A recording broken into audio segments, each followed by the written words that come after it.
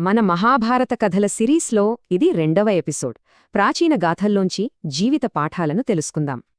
ఈ ప్రశ్నకు సమాధానం ఓ విషాద ప్రేమ కథలో దాగి ఉంది. దాని గురించే ఇప్పుడు చూద్దాం. కథ మొదలయ్యేది శంతను మహారాజుతో. ఆయన గంగాదేవిని చూసి మనసు పారేసుకుంటాడు. ఆమె పెళ్లికి ఒప్పుకుంటుంది, కాని ఒకే ఒక్క షరతు: ఆమె ఏం చేసినా ఎందుకు అని అడగకూడదు. ప్రేమలో మునిగిపోయిన రాజు ఆలోచించకుండా మాటిచ్చేస్తాడు. ఆ మాటే రాజ్య భవిష్యత్తును మార్చేస్తుంది. కొన్నాళ్లకి వాళ్ళకి మొదటి బాబు పుడతాడు. కాని గంగా ఆ పసికందును తీసుకెళ్లి నదిలో ముంచేస్తుంది. ఇదే 1 కాదు 2 కాదు 7 సార్లు జరుగుతుంది. శంతనుడు ఇచ్చిన మాటకు కట్టుబడి మౌనంగా రోదిస్తాడు. ఆ తరువాత 8వ సంతానం, ఓ అందమైన ఆరోగ్యకరమైన మగబిడ్డ. గంగా మళ్లీ నదివైపు వెళ్తుంటే ఈసారి రాజు గుండె ఆగలేదు.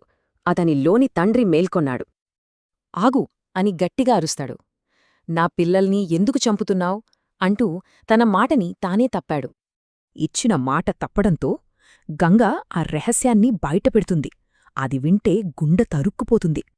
పుట్టినవాళ్లు తన పిల్లలు కాదు, శాపగ్రస్తులైన అష్టవసువులు. వాళ్లకి శాప విమోచనం కలిగించడానికే అలా చేసింది.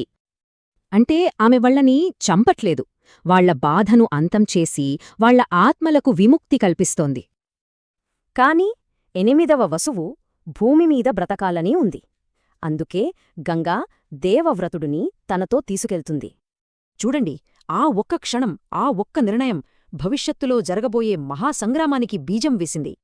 ఇంత బాధలో మనకు దొరికే పాఠమేంటి? అసలీ కథ మనకేం చెబుతోంది? నిజమైన ప్రేమకు నమ్మకం అవసరం, కాని భరించలేని బాధలో మౌనంగా ఉండమని చెప్పే వాగ్దానం విధిని మార్చేస్తుంది. నది ఒడ్డున మొదలైన ఒక ప్రేమకథ మొత్తం రాజవంశం భవిష్యత్తునే ఎలా రాసిందో చూశాం కదా. ఆ బాలుడు దేవవ్రతుడు మహావీరుడైన భీష్ముడిగా ఎలా మారాడో తెలుసుకోవాలంటే 3వ భాగం తప్పక చూడండి. ఈ కథ, ఇందులోని నీతి నచ్చితే ఈ ప్రయత్నాన్ని లైక్ చేసి, షేర్ చేసి, సబ్స్క్రైబ్ చేయండి.